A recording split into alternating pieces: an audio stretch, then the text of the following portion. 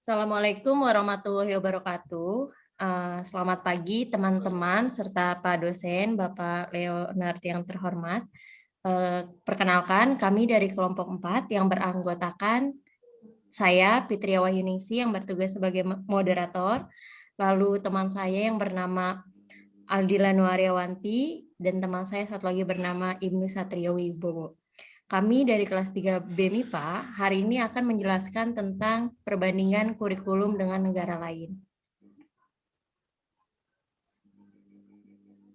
Untuk pembahasan yang pertama akan disampaikan oleh Saudari Aldila Nuaryawanti. Waktu dan tempat dipersilakan.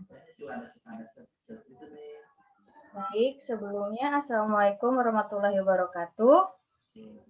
Perkenalkan, nama saya Aldila Nuaryawanti. Di sini saya akan menjelaskan tentang definisi dari kurikulum. Kurikulum itu merupakan program dari pendidikan yang disediakan oleh lembaga pendidikan atau sekolah untuk siswa. Jadi, berdasarkan program tersebut, peserta didik melakukan berbagai kegiatan belajar sehingga mendorong pertumbuhan dan perkembangannya sesuai dengan tujuan pendidikan yang telah dicapai.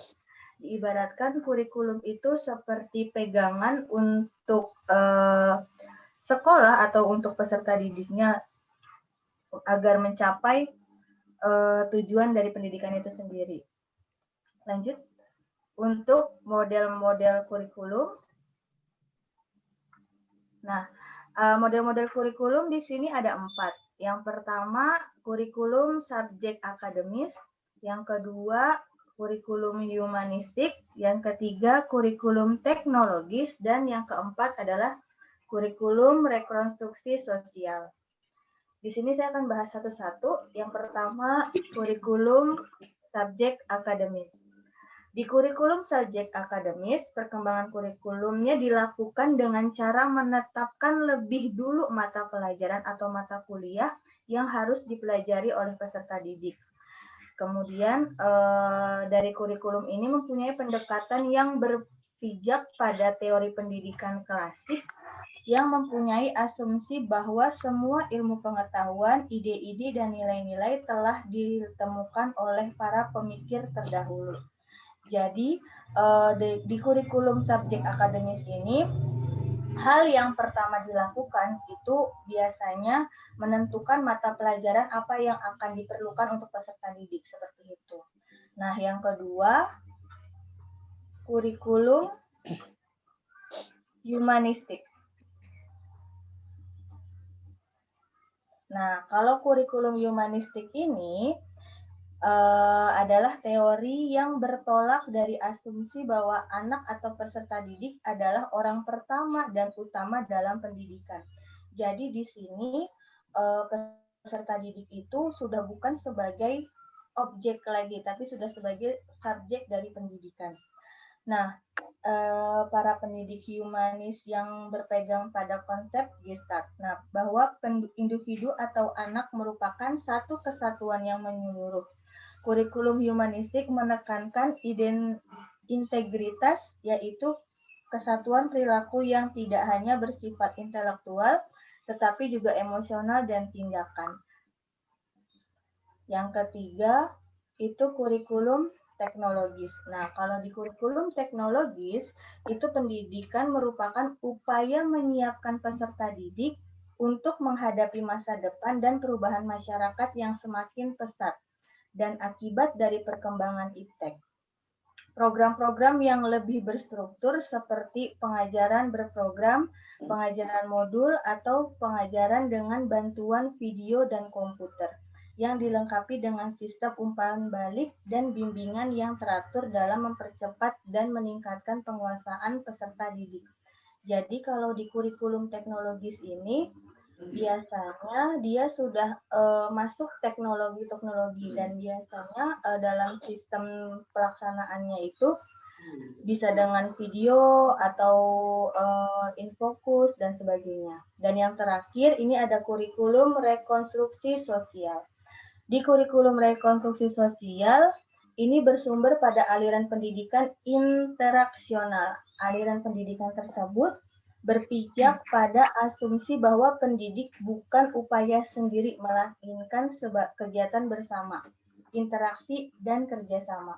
Kerjasama atau interaksi bukan hanya terjadi antara peserta didik dan pendidik, tetapi juga antara peserta didik dengan peserta didik dengan orang-orang di lingkungannya, dan dengan sumber belajar lainnya. Nah, itu ada 4 kurikulum dan konstruksi macam-macam atau model-model kurikulum. Baik, cukup sekian yang bisa saya sampaikan. Nanti akan dilanjutkan lagi ke Bu Fitri. Ya, terima kasih untuk Saudari Aldila Nuaryawanti untuk penjelasannya. Selanjutnya, terkait jenis-jenis kurikulum tiap negara akan disampaikan oleh Saudara Ibnu Satrio Wibowo. Waktu dan tempat dipersilakan. Ya, terima kasih Bu Fitri. Di sini di slide ada tampilan jenis-jenis kurikulum dari tiap-tiap negara. Kebetulan kelompok kami mengambil dari kurikulum 5 terbaik di dunia, yaitu ada Cina, Jepang, Estonia, dan Finlandia. Ada juga Singapura, dan juga ditambah dari negara-negara yang ada di ASEAN, termasuk Indonesia sendiri. Yang pertama, slide selanjutnya Bu Fitri. Ada kurikulum dari Indonesia. Kurikulum di Indonesia itu sejak ramai dibincangkan di tahun ajaran 2013-2014, mulai menerapkan kurikulum baru yaitu 2013 di sekolah untuk kelas 1, kelas 4, kelas 7 atau kelas 1 SMP, dan kelas 10 atau kelas 1 SMA. Pengembangan kurikulum 2013 ini adalah acuannya dari KTSP 2006 yang disusun mengacu pada tujuan pendidikan nasional dan berdasarkan evaluasi kurikulum sebelumnya dalam menjawab tantangan yang dihadapi bangsa di masa depan. Pengembangan di kurikulum 2013 ini khususnya itu terletak pada keseimbangan pengetahuan, sikap, keterampilan, pendidikan saintifik dalam pembelajaran, lalu ada model pembelajaran yaitu penemuan atau berbasis proyek dan berbasis masalah, dan penilaian secara otentik. Yang kedua itu dari negara Singapura. Singapura itu memiliki model pendidikan yaitu Thinking Schools Learning Nation, yaitu diartikan secara dalam bahasa berpikir dengan bersekolah dan juga belajar dengan nasionalis. Maksudnya itu, belajar di sekolah diharapkan siswa menumbuhkan rasa nasionalitasnya terhadap negara. Sistem pendidikan di Singapura ini bertujuan untuk mencetak pelajar yang berpendidikan luas. Dan juga karena di sana banyak kultur dari masyarakatnya, maka mereka menggunakan bahasa bilingual. Mereka memiliki berbagai macam suku seperti Cina, Melayu, Tamil, dan mungkin ada juga beberapa pekerja yang berasal dari Eropa. Selanjutnya, kurikulum di Jepang.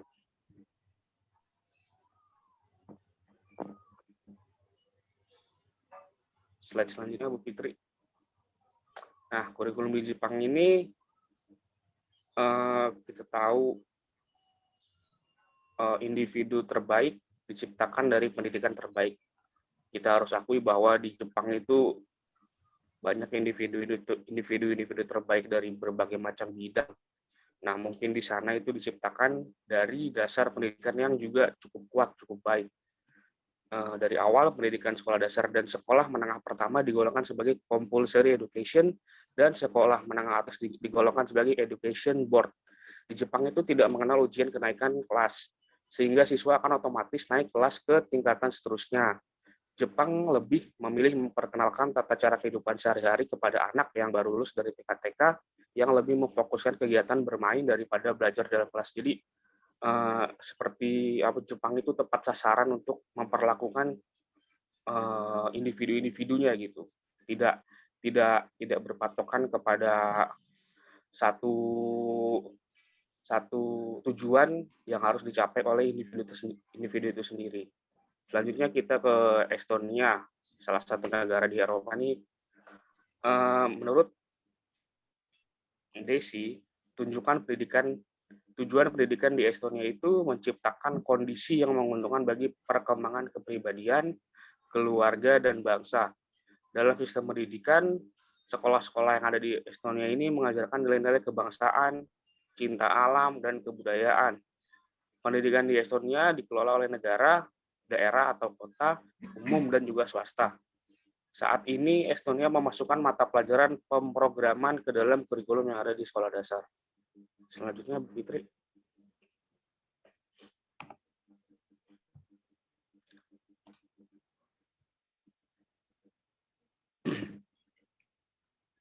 Ada kurikulum di negara Cina. Di Cina itu hampir sama seperti Jepang, namun kalau sekilas dilihat outputnya, karena memang Cina itu negara yang cukup besar, jadi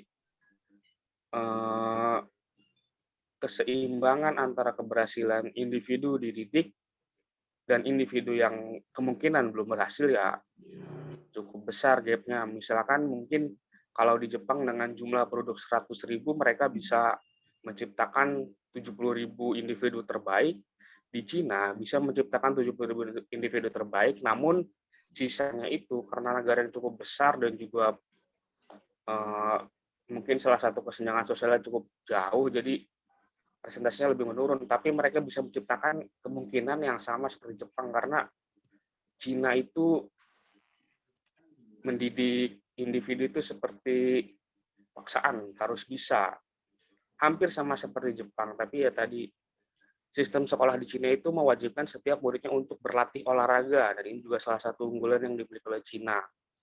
Sistem penilaian di Cina juga berkaitan dengan sistem ujian sekolah dasar dan menengah, melaksanakan 4 macam ujian, yaitu ujian semester, ujian turunan, ujian akhir sekolah, dan ujian masuk di sekolah yang selanjutnya. Selanjutnya ada dari negara Finlandia.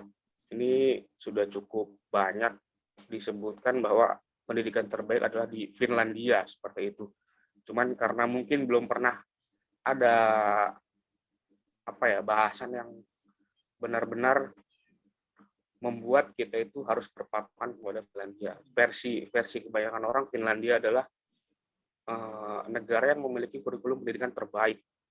Salah satu prinsip kurikulum yang ada di Finlandia adalah non-discrimination and equal treatment, yang berarti tidak ada diskriminasi dan semua mendapatkan perlakuan yang sama dari segi mata pelajaran. Di Finlandia ini memiliki 6 mata pelajaran yang inti, semuanya terbungkus dengan kata orientasi. Maka jika kita melihat ada 3 kata yang dipakai, yaitu examine, understand, dan experience. Oleh karena itu, siswa akan melatih, kemudian akan memahami, dan terakhir akan mencoba. Penyelenggaraan pendidikan yang ada di Finlandia ini diatur oleh kurikulum inti nasional untuk pendidikan dasar. Jadi, silabus pendidikan yang ada di Finlandia ini terdiri dari 21 mata pelajaran yang diberikan tergantung tingkatan kelas tertentu. Selanjutnya, Bu Fitri.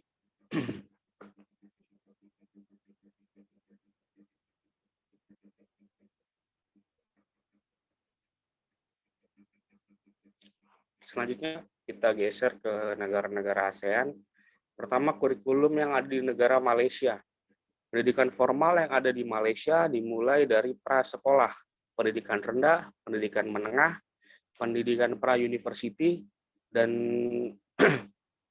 mereka ada satu titik balik pada tahun 2004, pendidikan prasekolah, dasar, dan menengah berada di bawah yurisdiksi Kementerian Pendidikan atau the Ministry of Education. Sedangkan pendidikan tinggi merupakan tanggung jawab Kementerian Pendidikan Tinggi, the Ministry of Higher Education. Negara Malaysia lebih maju di bidang pendidikan karena kurikulum yang dipakai kaku dan tidak sering ada pergantian kurikulum. Nah, ini juga salah satu mungkin unggulan ya. Ketika siapapun itu yang memiliki pemangku kebijakan, salah satu programnya berhasil, alangkah lebih baiknya, walaupun di masa tertentu ada pergantian pemangku kebijakan, tapi jika memang hasilnya baik, maka layak untuk kita teruskan. Seperti itu. Selanjutnya, kurikulum di negara Thailand. Sistem pendidikan ini mirip seperti yang diterapkan di Indonesia. Kunci sukses pendidikan yang ada di Thailand adalah selalu mendasarkan pada sains dan teknologi, sehingga semua yang dihasilkan berdasarkan pada penelitian dan hasil riset. Keberhasilan yang dicapai juga karena profit atau keuntungan. Artinya setiap kegiatan harus memberikan keuntungan. Thailand juga menjadi negara yang bersih, tertib hukum dan disiplin, serta selalu berpegang pada ideologi yang ada dan tumbuh di Thailand sendiri.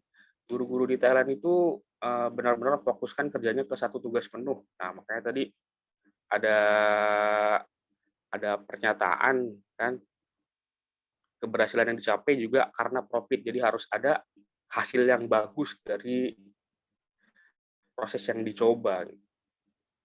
Selanjutnya Bu Fitri.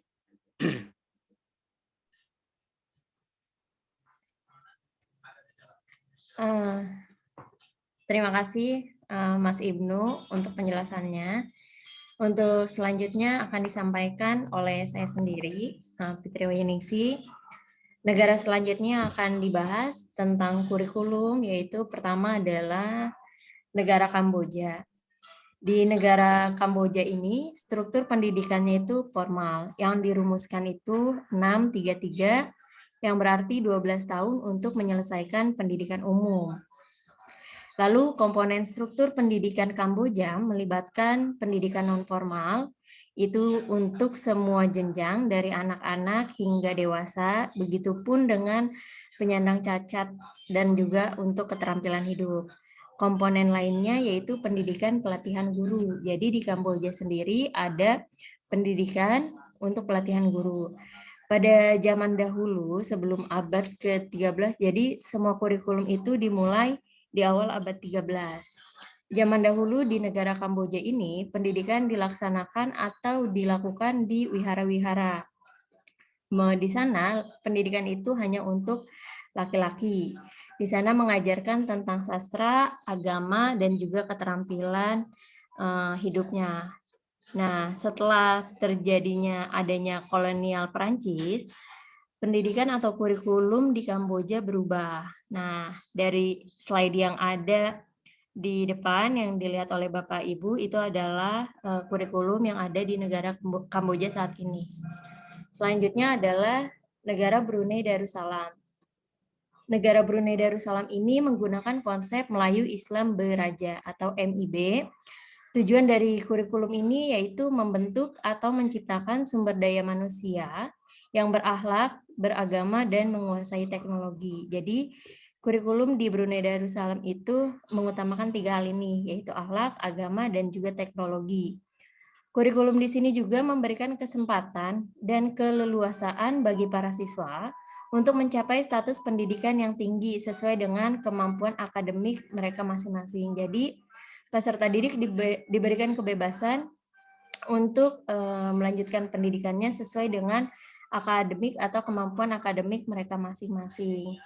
Dan di Brunei Darussalam ini sekarang sudah melaksanakan sistem kurikulum sistem pendidikan nasional abad ke-21 atau bisa kita singkat SPN 21, di mana di setiap jenjang sekolah itu untuk tingkat sekolah dasar, di sana mata pelajarannya kurang lebih 7-9 mata pelajaran.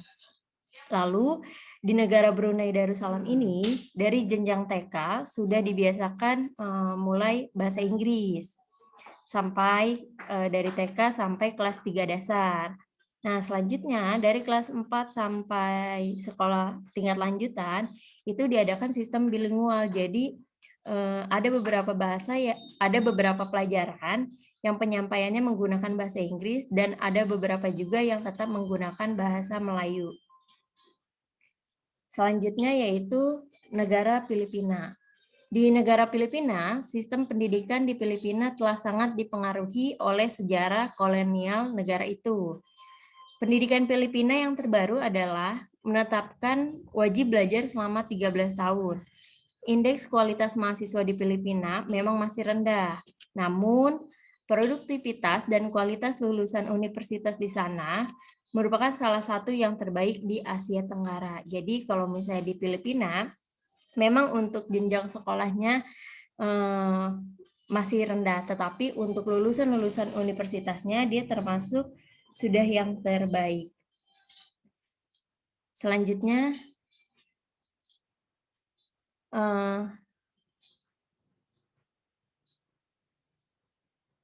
Laos. Negara Laos dalam struktur saat ini, pendidikan di Laos mencakup pendidikan dasar selama 5 tahun. Jadi wajib belajarnya itu untuk di Laos 5 tahun. Diikuti 3 tahun pendidikan menengah rendah, 3 tahun pendidikan menengah atas, dan 3 sampai 7 tahun pendidikan post-secondary, tergantung pada bidang studi. Sementara anak-anak bisa memulai sekolah pada usia 6 tahun. Jadi di Laos ini, anak-anak sudah mengikuti kegiatan belajar mengajar ketika usianya sudah 6 tahun. Selanjutnya yaitu negara Myanmar. Di negara Myanmar, ada 4 tahap yang utama dalam sistem pendidikan di sana. Sistem di Myanmar terdiri dari 5 tahun sekolah dasar, jadi di sana menempuh hanya 5 tahun sekolah dasar, 4 tahun sekolah menengah, dan 2 tahun menempuh sekolah atas atau sekolah jurusan. Syarat untuk masuk ke jenjang lebih tinggi atau perguruan tinggi yaitu lulus ujian akhir sekolah yang diadakan oleh sekolah. Jadi di Myanmar sendiri masih melaksanakan sistem ujian sekolah untuk kelulusan dan meningkatkan ke jenjang selanjutnya. Negara selanjutnya yaitu negara Vietnam. Di Vietnam sendiri, Departemen Pendidikan dan Pendidikan Tinggi di Vietnam itu disebutnya MOD. Vietnam ini yang berdiri pada tahun 1990. Pendidikan di Vietnam ini diatur pada tingkat nasional oleh Departemen Pendidikan dan Pelatihan. Jadi dari prasekolah atau taman kanak-kanak ditawarkan dari usia 18 bulan. Jadi di Vietnam usia 18 bulan sudah ditawarkan untuk mengikuti prasekolah. Dengan pendidikan wajib dari usia 6 tahun. Jadi untuk prasekolah itu tidak diwajibkan. Tetapi ketika umur sudah 6 tahun, itu pendidikannya diwajibkan. Lalu hanya 5 tahun pendidikan dasar dianggap wajib. Setelah SMP, anak-anak melanjutkan ke pendidikan menengah dan pendidikan sekolah menengah atas.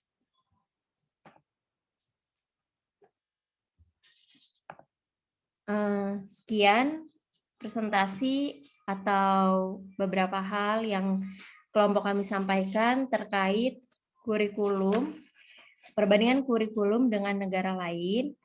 Kurang lebihnya mohon maaf jika ada salah kata ataupun kondisi keadaan ruangan kita masing-masing yang kurang memadai atau kurang mendukung dalam melaksanakan presentasi ini. Kurang lebihnya mohon maaf. Wabillahi taufiq wal hidayah. Wassalamualaikum warahmatullahi wabarakatuh.